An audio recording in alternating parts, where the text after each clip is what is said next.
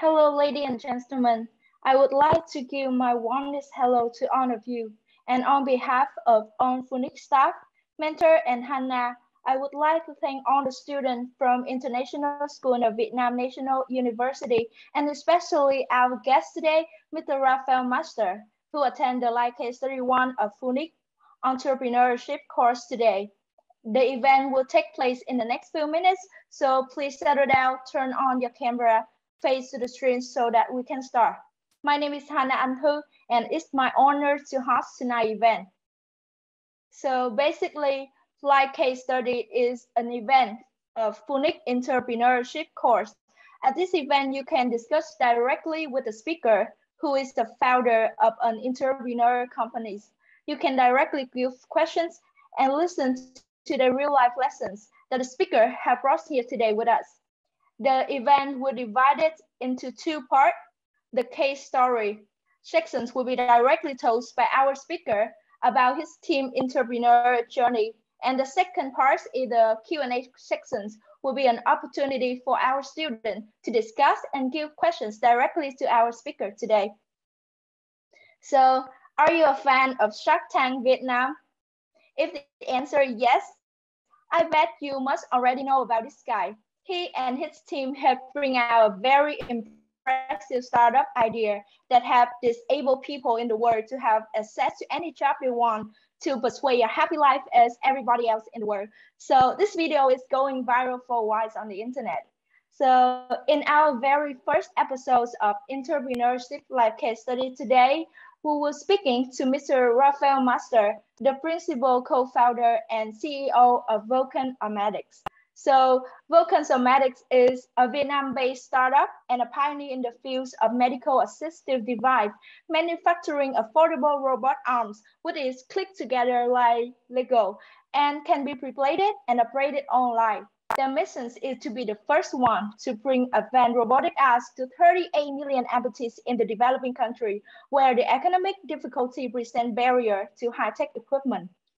So today we would dive into their entrepreneurship story about how they failed, how they struggle to survive, and how to live up while following their missions. So after my very, very long introductions, please welcome our speaker today, Mr. Rafael Masters. Hi, Rafael. Hello, thank you very much for having me. Just to check, can you hear me clearly? Yes. All right. So yeah, I have a full long deck prepared talking a bit about our journey. I have a very bad habit. I came through education. My earlier career was as a teacher, and I still lecture at universities on entrepreneurship. So I have kind of intermixed a lecture on entrepreneurship with my own story. How long do I have here? Because I don't want to drag on too long and make everyone bored. Okay, so the first part maybe will take us half an hour, so to 40 minutes. So right, I have a lot of slides. I'm going to have to talk fast to get this out then. All right. No, it's okay. It's okay. Please, all right, so try your best. We will really excited to hear your story. Yes. Okay, is there anything else you guys would like to know before I start? No? Okay, I will share my screen then.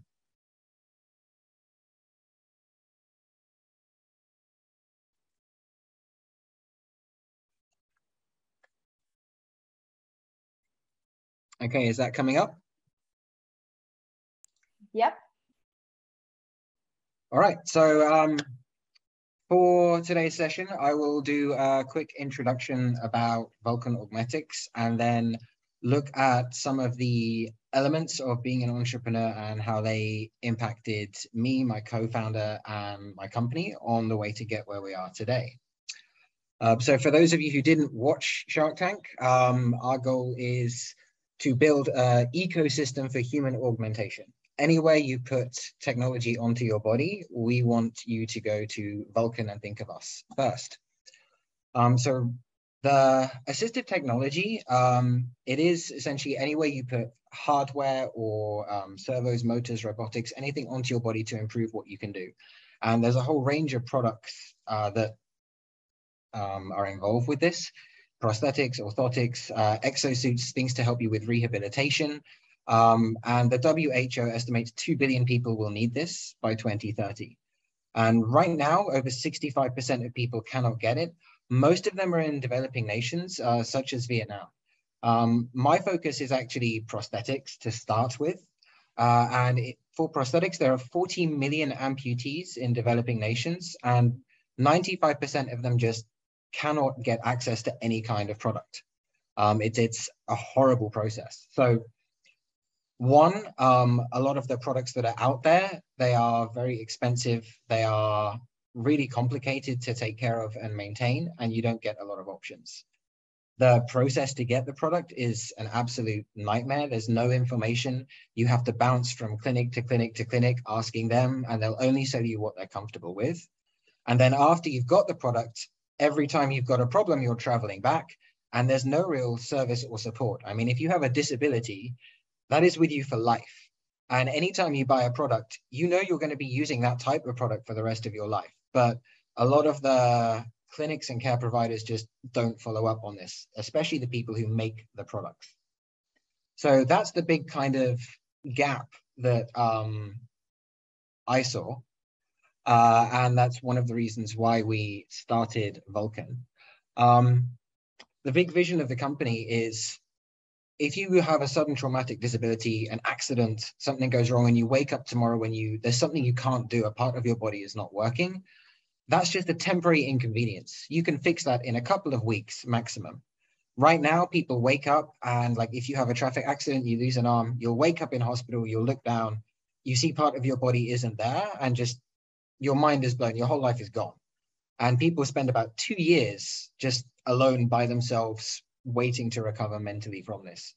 And as far as we're concerned, we should have the technology by now to look down and just be a bit annoyed, you know, like, oh my God, I lost an arm. It's going to take me 2 whole weeks to get a new arm.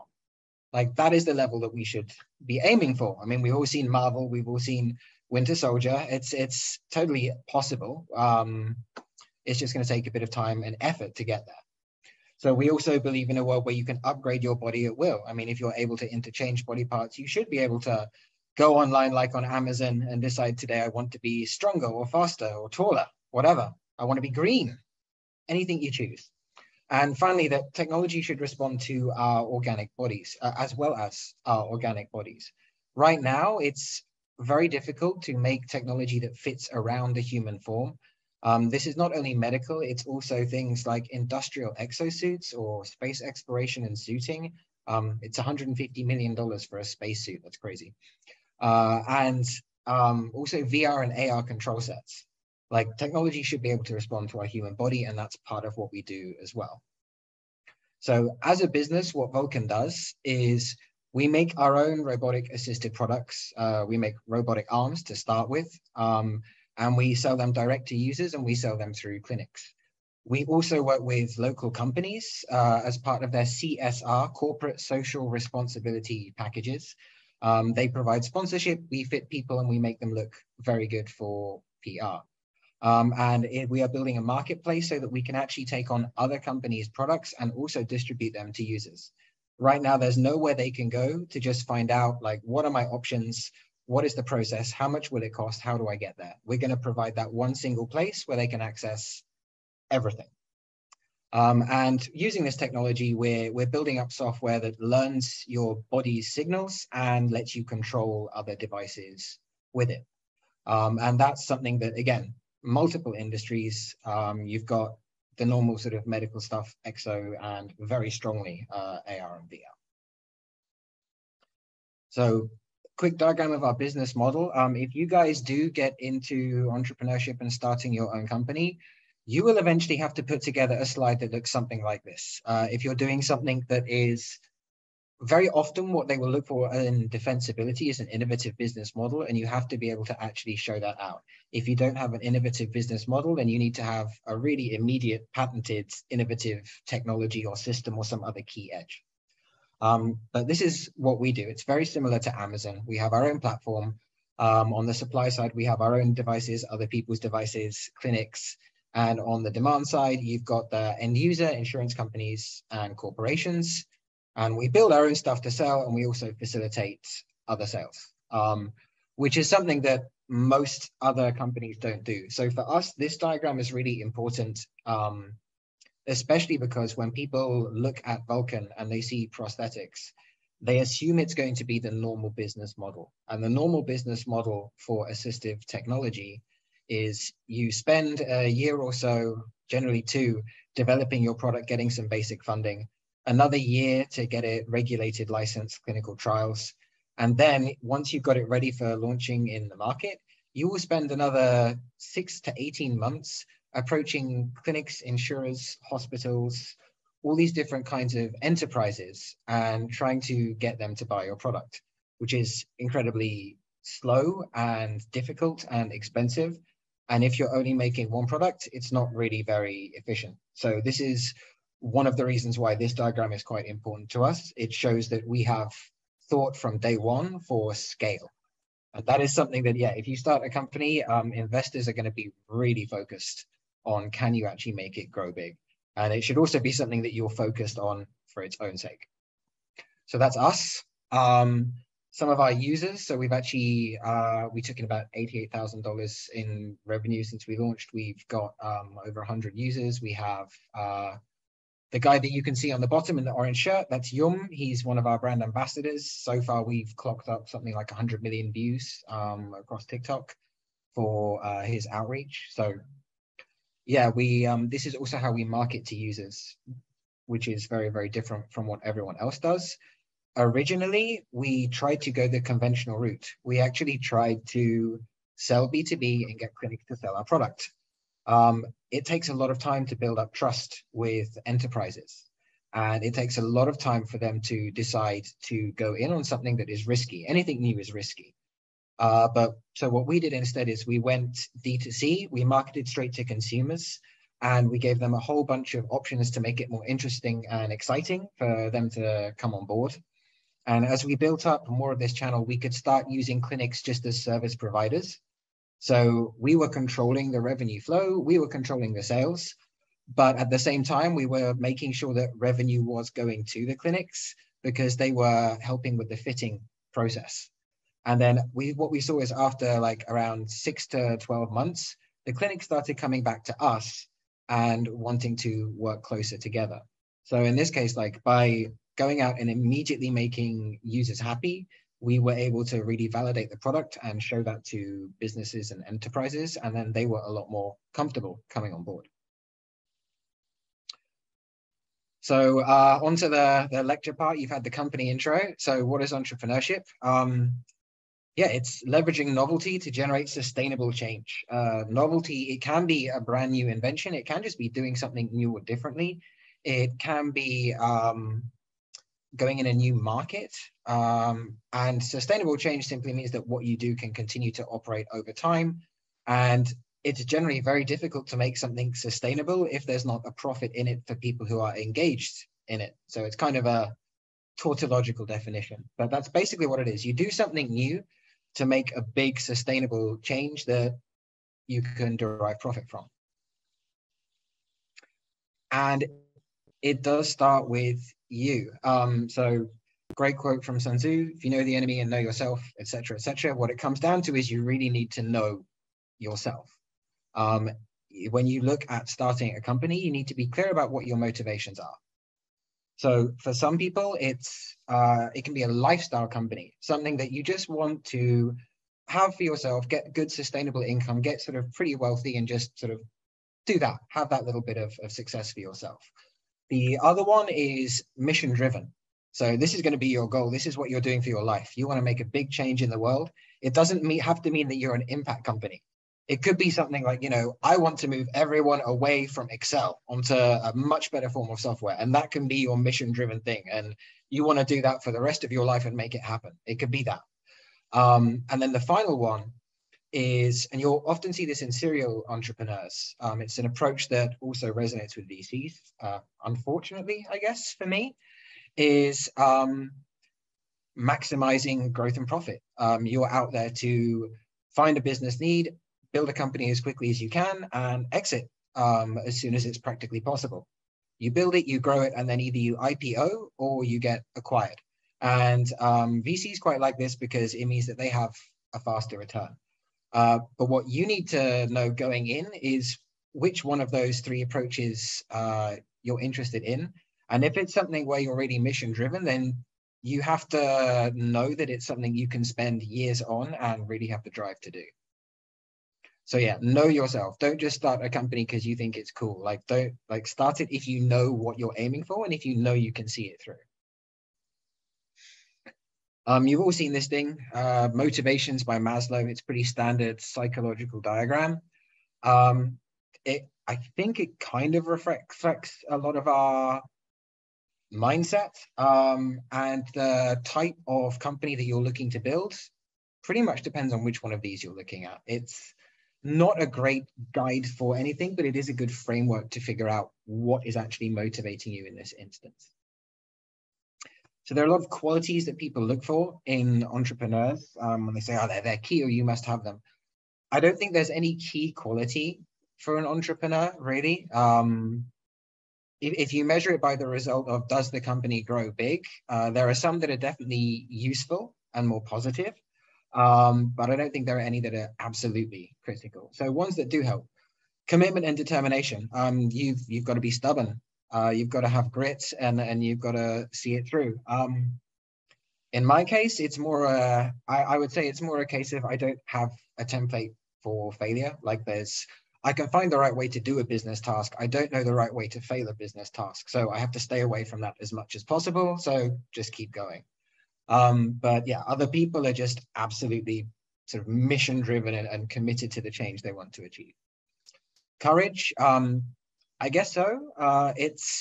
It does take, there's a lot of hype about, oh, it's very brave to start a company. I'd say that's not necessarily true. It is very brave to run one over a period of time and have to start making those difficult decisions, and just keep at it. There are times when you'll have to disappoint people who you've made promises to. There are times when you will be unable to fulfill a contract. There are times when you are going to miss deals, and being able to keep going, that is, I think, more important. Leadership, this is very good to have. It's not absolutely vital for everyone in a founding team to have that. It's good if one of your founding team has that, because someone's got to draw other people to their vision and get them motivated to do it. Opportunity obsession, you've got to really know what it is you're aiming at. You've got to think about it all the time, and it's got to kind of bug you. For me, it was just seeing the inefficiency in how people design and make all of the products that are out there. So I just thought about that a lot, and I still do. And it's one of the reasons why I'm still running our R&D team instead of handing that over. Tolerance of risk, ambiguity, and uncertainty. That's pretty much a given. Running a startup is very uncertain. And if you can't handle that, it's better to wait until you think you have the cushion to do so. I've known a few founding teams that have had problems with this, where one of them, they both jumped in very keen and excited. They both had the network that they brought in, and they both invested time, money, and social capital. One of them just found that coming from a big corporate job, they couldn't take it anymore. They didn't have that stability. There was always stress. They were always trying to recruit, and they left. And so their co-founder was put in a very, very difficult position of having to still continue running the company, find another co-founder like CTO, which is a really key role. And of course, explain this to the investors. And the investors themselves who came in on personal connections were also annoyed. So don't go into this if you are not sure that you can at least be open and clear in advance with your team. Creativity and adaptability. You're doing new things. You need to be able to do them in new ways. You don't all have to have this, but it's a quality you should probably try and build in your founding team. For us, it's one of our key values, and it's something that it would be impossible to have a Vulcan without. And especially if you're operating on a shoestring, like a really small budget, you have to think very creatively. And motivation to excel. Yeah, you have to want to do things right. And you even if you're not that good at executing on it, having that desire, and especially surrounding yourselves with people who have that desire, is incredibly motivational. You only get smarter by playing a smarter opponent, and you only get better by measuring yourself against people who are better than you. So you need to surround yourself with the best people you possibly can, who are also motivated to excel, and that can drive you to be better every single day. And it will keep you going. Even when you have a business crisis, you will know that you are a better leader and a better person to deal with it today than you were yesterday. And finally, you're going to have to do all the things. If you're a co-founder at the beginning, it's all on you. And if you're a first-time co-founder, you won't even know what you need. And you're going to have to do everything to learn which stuff can be delegated, which stuff is critical to you. It's stressful and time-consuming, but it's also the best way to learn your business and actually like figure out what you want to do and where you're going to go. All right, you said 30 minutes, so I'm up to 24. I think I'll give it 10 more and then I'll quit. So co-founders, you can succeed as a solo founder. It is much more difficult. You will find it harder to get investment, and you really need someone else at your level in your company.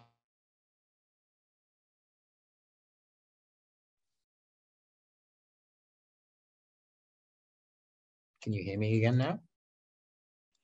Yes. All right. Yeah, you need someone in your company at your level that you can basically bitch to. You are not going to be able to complain down as a co-founder, and you don't want your team to complain down. You complain up. And if you're a co-founder, you've got no one to complain up to. You can complain across, which means you need a co-founder.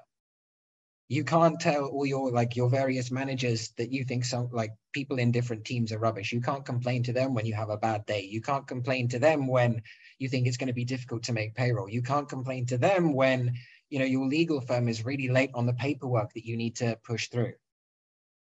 Co-founders, and if you don't have them, like mentors or anyone else in the startup network, are incredibly useful to have. And also, if you recruit someone who you secretly feel is better than you, then they're going to inspire and motivate you every day. In my case, I should say, on this, my co-founder is Ella. And in Vulcan, she is the charming, social, organized one. I am the somewhat visionary, chaotic, tech-oriented one. We're both user-obsessed. She's user-obsessed in that she goes out and is interacting with them in the clinics and does BD all the time. And in my case, I am absolutely focused on making sure every single thing we make is practical, useful, and works for our users, including their systems. How can you be better? So how to get good? You're going to have to be able to admit where you suck. I'm very aware of my own weak points. I'll try not to dwell on them too much here. But what I did mention before is I am chaos incarnate. So I am constantly trying to improve on my organizational skills because I'm aware that it is something that is a weak point in a founder. So identify your weak points, target them, and aim to improve. And if you can't do that, then find co-founders who can do it, or complementary, or team members the same. Surround yourself with better people. It's incredibly motivational. Network. I hate this element, but it is vital. You or someone in your group needs to be able to network and connect with people. And it's useful not just in every field of your business. Really, it is true. It's not what you know, it's who you know.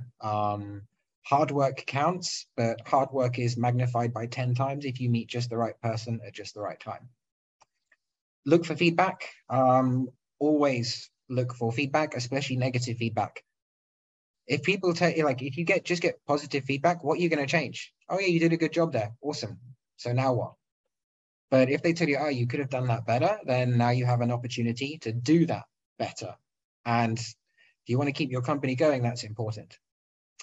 And read lots and lots and lots. Books are very helpful. They give you an incredible amount of knowledge from amazingly talented and successful individuals in their own words.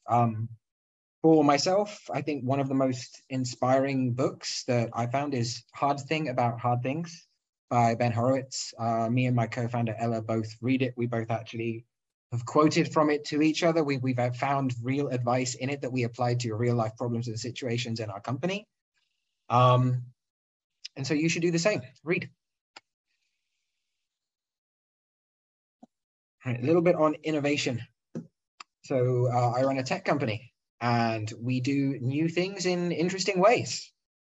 And this is something that really you should aim to do as well, especially if you want to maintain your lead as a company, because whatever you do, eventually someone can do the same. So you need to constantly be newer, better, and sort of providing more value to your customers or users. So with Vulcan, our story of innovation is pretty ragtag. Everyone loves 3D printing. It's something we see a lot of startups use for prosthetics. It's one of our starting points as well. There is a deep, dark secret to this. You will, if you go online and type in 3D printed robot hand or, robotic hand or prosthetic hand, any of this, you'll see a whole load of beautiful, stunning looking hands. And they have like full range of movement. They look like a human hand. They're incredible. And you think, wow, that's really complex and difficult to do. This is super innovative. This is going to change the world. The big secret is literally anybody can do that. Anyone, I'm not kidding. Like if you have $1,000 to spend on a 3D printer, some filament, and order a few electronic components online, you don't even have to solder them. You can just order them and clip them together. You can download the files, you can print that thing, assemble it, and make yourself a fully working 3D printed prosthetic in a week. So the question for us was, why doesn't everyone have one? Why aren't these companies getting bigger? And the big challenge is 3D printing is great for prototyping. It's terrible for manufacture. You can make one product, great. How are you going to make 1,000? How are you going to make 100,000? How are you going to make 1,000,000? And then once you've done that, if you've got all of these million fantastic, unique products, how the hell are you going to take care of them? You've got users all across the world. And you've got, if you have millions of users, you are going to have hundreds of millions of design files. And every user that has a problem, you have to download, print, ship. It's just not, it's innovation for innovation's sake instead of innovation to solve a real problem. So what we had was engineers looking for the sexiest solutions to problems that they wished people had. So we got our first prototype together in a week, like exactly that way. Downloaded, printed, slapped it together, and figured out that we could make it run on the human body. Easy. The next step was, how can we make it more useful and practical for users? How can we make it something that they'll actually use in everyday life? How can we make it something that's more robust? And as you can see, for these first few models, we were looking at increasingly complicated designs of fingers and hands, because we were like, obviously that's, people want something that's totally like a human hand. And we did integrate other materials. We didn't just make the whole thing in 3D printed plastic. We wanted to mass manufacture parts of it. So we were using metal frames in that. And what we realized after we actually went to user testing and spoke to users is they don't care about all that fancy tech. Not at the beginning. They just want something that works. And this is something that you are going to find every time when you are looking at innovation and in companies that succeed. It's convenience. Whoever makes the process easier and the most frictionless is going to win. And what we found is that users don't really care if their hand can play the piano. They're not going to use it to play the piano. They want a hand that can grip their motorbike handle. They want a hand that can pick up a bottle. They don't want like that much. They just want something that works practically for them.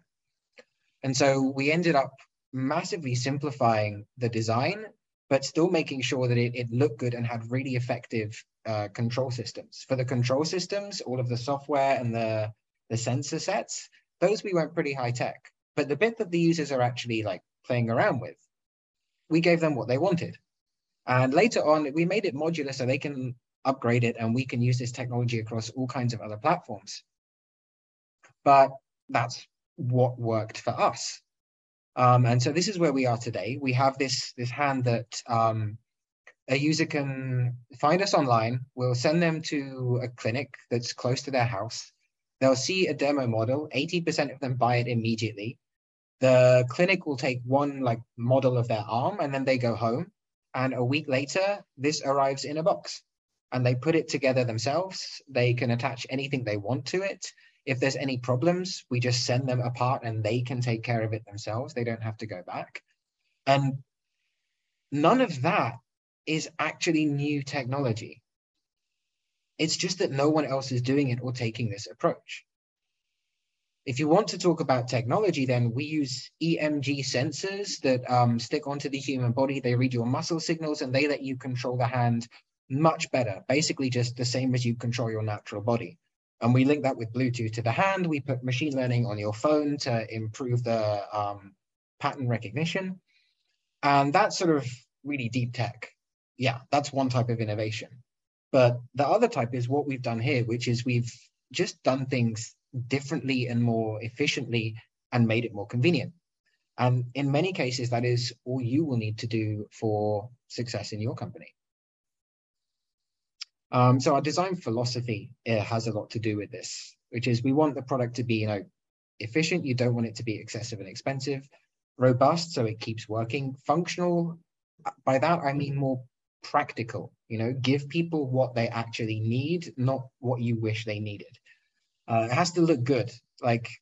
One of the big issues with the psychology of our customers, everyone who markets to disabled people seems to pity them in their marketing. They see them as effectively, broken. And it's all very, very medical, very, light whites and blues and pastels. And as far as we're concerned, these people are wearing thousands of dollars of technology, and it should look and feel incredibly cool. They're spending more than an iPhone on their arm. Well, actually, for our product, they're not, but they're spending more than an iPhone on their leg then. And it should, it should look really amazing, and people should go up to them and ask them about it. And it should be a source of confidence. It should not be a mark of stigma. So knowing also what your users will respond to, what your customers will respond to, is very important for you to have in mind from the beginning. We wanted it to be accessible. So same thing, remove friction, make it convenient, make it easy.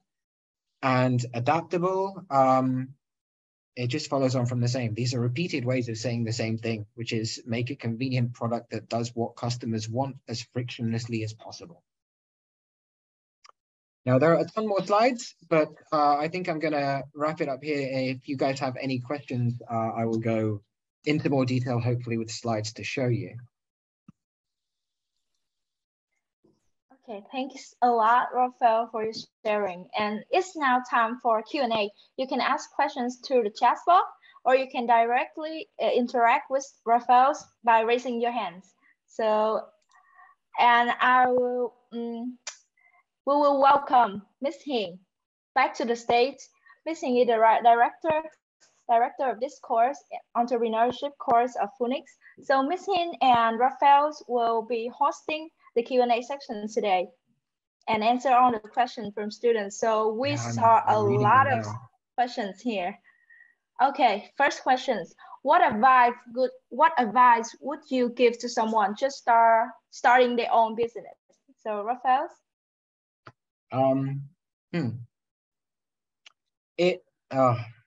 You're going to hate this answer. It depends. It depends very much on the individual and on the business. One thing I would say is good to get out the way early. Make sure your legals are in order. If you are running a business and you come back later on and they look at year one of your accounting and everything is wrong and you haven't paid taxes and you haven't paid your social insurance and you haven't listed all your employees or followed labor laws, you're going to be in trouble. So you want to be good with that from the very beginning. I would also say, try and do as much as you can yourself and look for a co-founder that shares a vision with you and also complements your skills, and have very, very clear understanding with them on a co-founder agreement. Who gets how much equity? What happens if a co-founder leaves? you can find templates online, okay? Don't try and write up everything yourself. There's a lot of information out there that can help you go through a lot of these processes faster. So Google the hell out of everything. I'm really sorry for my potato quality camera as well. I need to get a new laptop. It's okay, we can see you perfectly. So thank you for your sharing. So his advice is Google everything, find everything on Google. And okay, so next questions. Do you think that the market for robotic body part will be successful and welcomed by the Vietnamese market?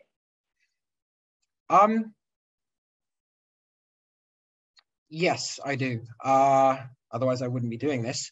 But there is certainly a lot of challenges and conservatism here. When you come into an industry like the medical industry, they are in fact quite conservative. They have a lot of regulation, and people tend to stay with what works and what is low risk. And anything new is higher risk. What we have found is that the product concept itself, a more affordable modular robotic arm, awesome. Everyone loves that. Where we had a bit more of a challenge with the users in the early days was the visual style. They found it at the beginning, because they were used to being shown products by the clinics that sort of had the normal look of the human hand. They're just made of rubber. They don't do anything, but they look more humanish. Seeing our product did initially shock them, especially because in the early days, it did not look that beautiful. But as we've improved it, and it's something that people are a lot more adaptive to now. I mean, everyone's seen Marvel movies. We found that kids are a lot more responsive. If you go, so this is a strange one. Parents will often come to us, and we always encourage them to bring their children with them to the fitting, because when they go home, and if they've got the artificial silicone hand, the one that just looks like a human hand but doesn't do anything, made of rubber, they go in with that, and their kids see it and they start crying. We actually had one of our users told us that they got this new hand. They went all the way to Singapore to get it. It looked like a copy of a human hand. They were really excited. They went home, they looked at their little girl, and she started crying. Like, that is absolutely soul crushing. Because people see something like that and it falls into the uncanny valley. As in, it's something that looks kind of human, but you know it's not. It's trying to be human, and people freak out a lot subconsciously when they see this. So that's one of the reasons why we also found that the robotic arm works better these days, because we're shown that in the media quite a lot. Like, you see it in comics, you see it in games, you see it in cartoons, and it's something that, like, we're shown in a positive light and that we have a mental template for. So I think people are actually increasingly accepting of robotic arms. In the long term, I absolutely believe that this kind of technology is going to become elective. The pace at which it's developing, it's going to get to a stage where you'll be like, well, like late 60s, you'll go to the doctor, you'll have like final stage rheumatoid arthritis, your arms will not be working, or you'll have nerve damage, and they'll say, look, there's nothing else we can do. Do you want to upgrade? And this kind of product will be available to people electively. I think we've got a way to go, but I think that is pretty much inevitable. Oh, wow, so many questions coming in. Okay, so it will take a while to answer on this question. Yeah. So next question is from Thảo, from group 36. She asked that, so what is the difficulties that you meet during the research into robotic arms? Right, well, difficulty in doing research is there is no data. For disabilities, especially if you're looking at developing nations, and especially for industries that are as opaque as medtech, no one publishes their prices or their information, like none of them. If you want to find information, you'll go online, you'll go to a website, you'll see a picture, and they'll say, contact us. So you have to be very circumspect in gathering your initial data. Get out and talking to users is very, very important. So you're also going to find it a lot more difficult in that you may have to, for robotic arms at least, having to go through these disabled organizations to find people at the beginning can be a challenge. But that's rather specific to my industry. So for general R&D, like hardware and software,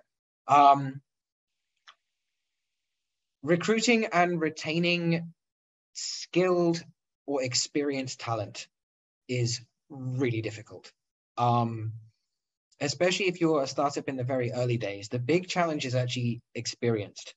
It's very easy at the beginning to bring on a lot of university students, and they will show extraordinary growth, and they will build and develop incredible things. And they will very likely end up leaving after 2 or 3 years and get recruited by bigger companies. Like, these will be your best employees, and you should be happy for them. And the reason is they need to go and learn to be senior engineers. And there are skills and talents that more experienced senior staff have. Ways that big company do things, expectations on documentation, process, flows, tracking, interactions with HR, all of this, you won't have that knowledge, but an experienced team member, they'll have expectations. And so bringing them on at the early stage is a huge challenge, but it's one that you really need to do so that you can build an organized company that can actually scale. Okay. So next questions, I think, Ms. Hing, can you please answer these questions? Like they ask, how much should we spend on advertising? Oh my God. I am almost entirely the wrong person to talk to about this. My co-founder Ella does our marketing.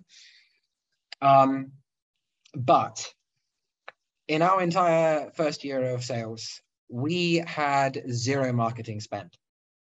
We did our own SEO. We had 1 salesperson. We were very lucky, I will say, in that what we do is it's quite inspiring.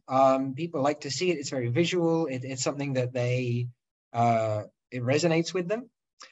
And so for us, getting attention wasn't that hard, and the community we target was very niche. I'd say that if you want to lower your advertising budget, find the niche community that you think is going to go with your product and target them ferociously with organic, social media, viral, whatever you can. TikTok is pretty good, actually, for just getting general attention if you can figure out the right way to get interactions. But generally for TikTok, you need a physical product or a really good looking service.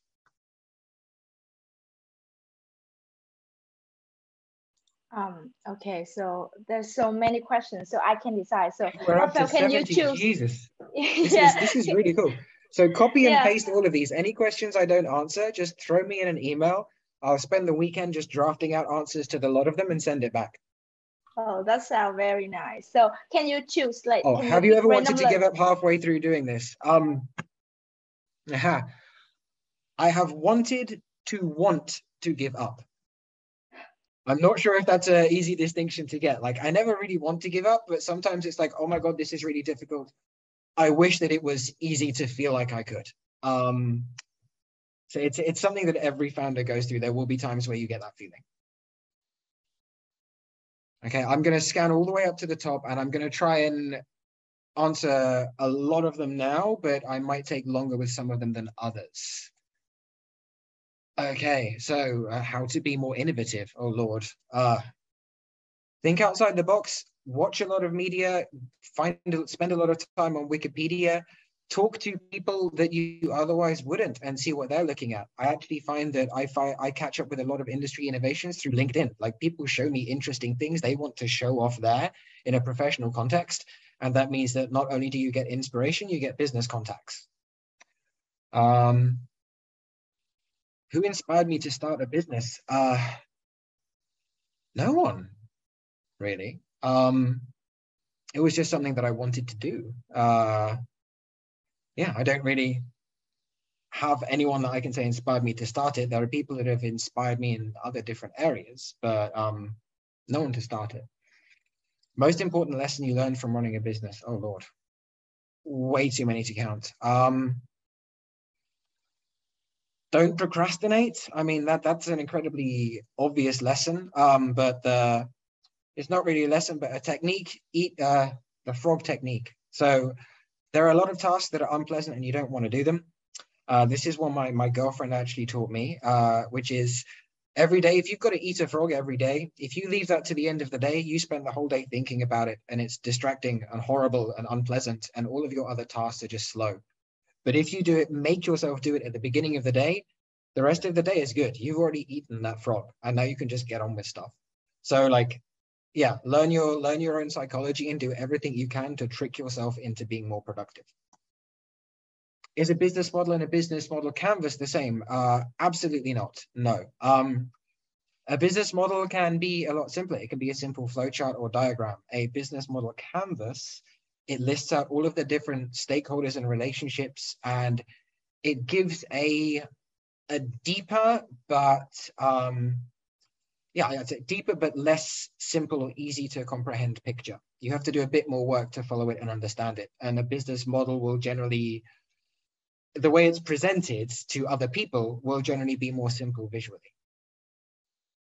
Don't get too wound up over a business model canvas. If you're building a business, then you will know all of this information by the time it comes around to writing a business model canvas. Like, we went through accelerators that made us waste hours on that. It was absolutely useless, and we could do them by heart, by the time we went to the third accelerator. What is the perfect business plan? Oh my God. You know what? If you find out, you tell me, because everything's got to be adapted. What is the perfect business plan? Alchemy. If you can find a way to turn lead into gold, then that's the perfect plan. Oh no, wait, supply chains. There isn't one. Just do the best you can. How do you plan for Vulcan's future? On a daily basis. Constantly having to look at new ideas. I have a very clear idea of where we want to go in the future. I have a very clear idea of what we need to do next week or maybe next month, and everything in the middle, like, it's constantly changing, and I'll kind of work it out. You never know, like, for the midterm, you never know what kind of crisis is going to hit you. But for the long term, just have a clear idea of where you want to go. Should I start up if I'm too introverted? So if I go to a party, I will generally stand in the corner or in the kitchen. Usually, if it's a house party, I'll be in the kitchen with my little glass of whiskey up here, just watching people. That's it. That is my socializing. I am terrible at it. Okay, so if I have a good reason to talk to people, like this, for example, very happy to. I enjoy engaging when there's a reason that we're talking. But just going up to talk to people, I can't do that. I am not in the slightest bit extroverted. But I have a co-founder that is. I know it's a vital business skill. It's something that I work on, and it's something that you can at least train yourself a bit to do. So do not let being introverted stop you from starting a business at all. You don't need to be extroverted. Find someone else who can do that for you, quite frankly. Can I share how I'm more motivated to pursue the plan? I guess every single time I see it working, even a little bit, or every time it goes wrong, and I know what I could have done different. I learn a lesson. Both of those are progress, and that keeps you going. The other one is looking back to the beginning. I mean, I started Vulcan 3D printing a crappy robot hand prototype in a week with a guy in a borrowed workshop in the back end of Bintan with soldering irons and bits of plastic all over the floor. And now I have a workshop, an office. I employ 20 people. I have a network of clinics all across the country, or like Vulcan does. And it's looking back, like that started when I had a single conversation. So if I look back to there and where I am now and how far the company has come as well, like the normal track to get a medtech product to market is over $1 million in 6 years. We did it for about $200,000 in 2.5 years. That is amazing. Even if like it feels slow sometimes, I look back and that's how far we've come. So we can do this. So that's one of the sources of motivation. How to overcome cognitive fixedness. Find people who are prepared to argue with you. And so a little personal trick. I always like to be right. It's a terrible thing to have, but I always like to be right. And that's a prime motivator for me. But fortunately, I know that the only way that you get to always be right is by being willing to take in new information and adapt your view. That's the only way.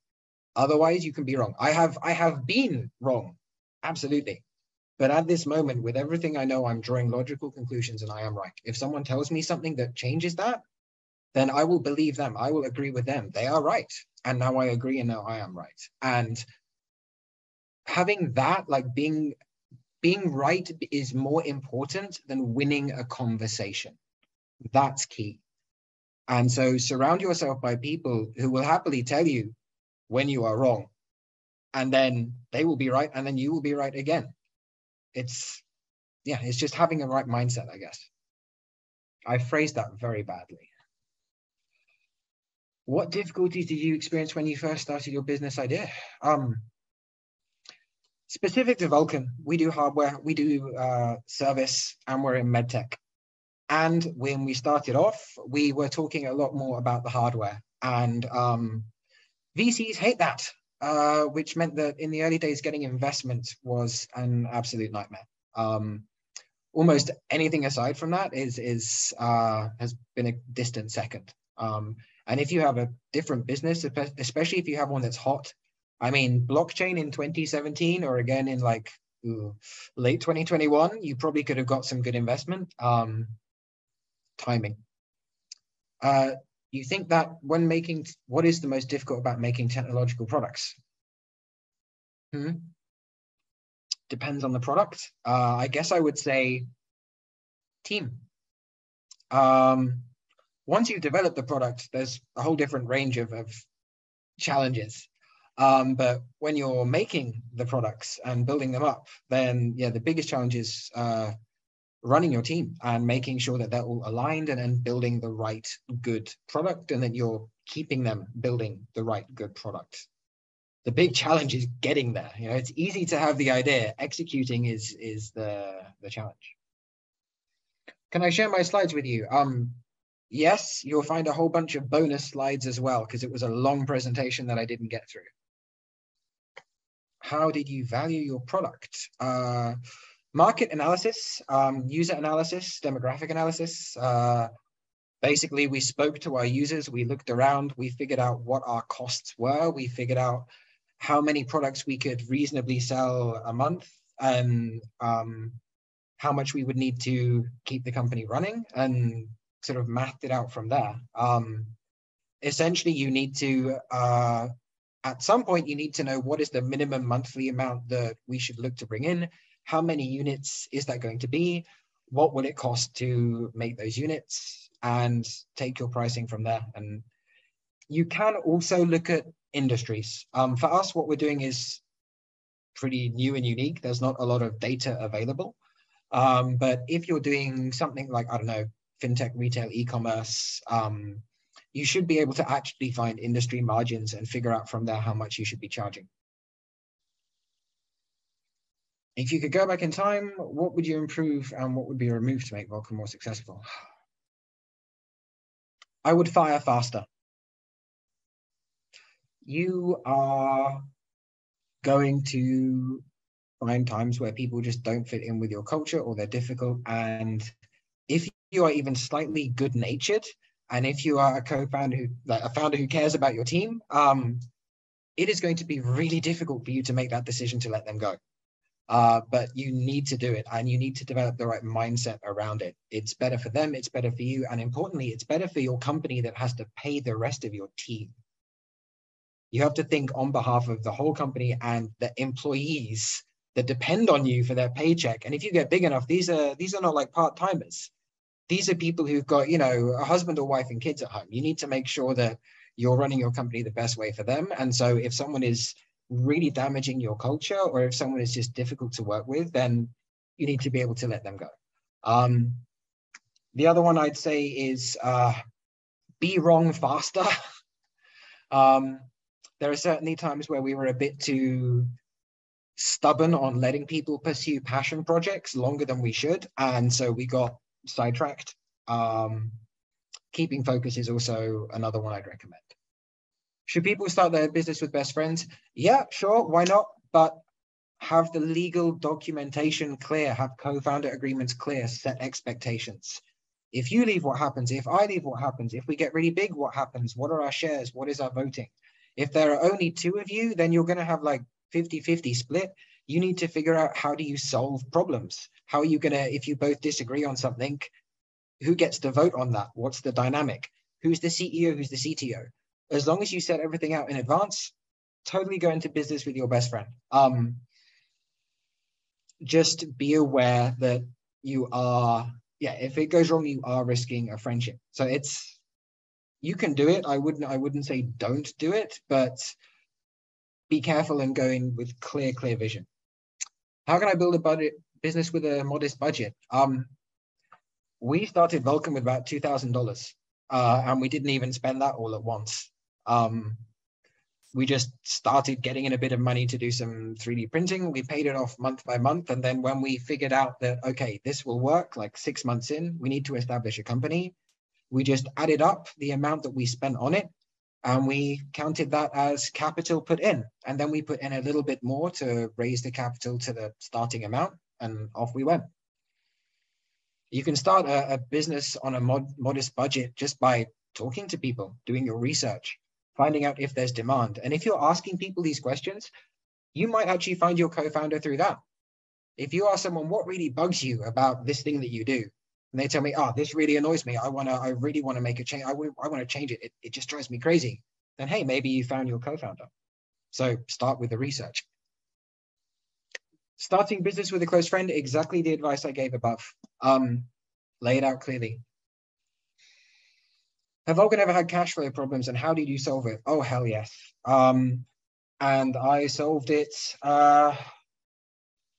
with money, borrowing. So there have been a couple of cases where we've had new money coming in, or prize money coming in, or VC money coming in, and it's been like cut really close.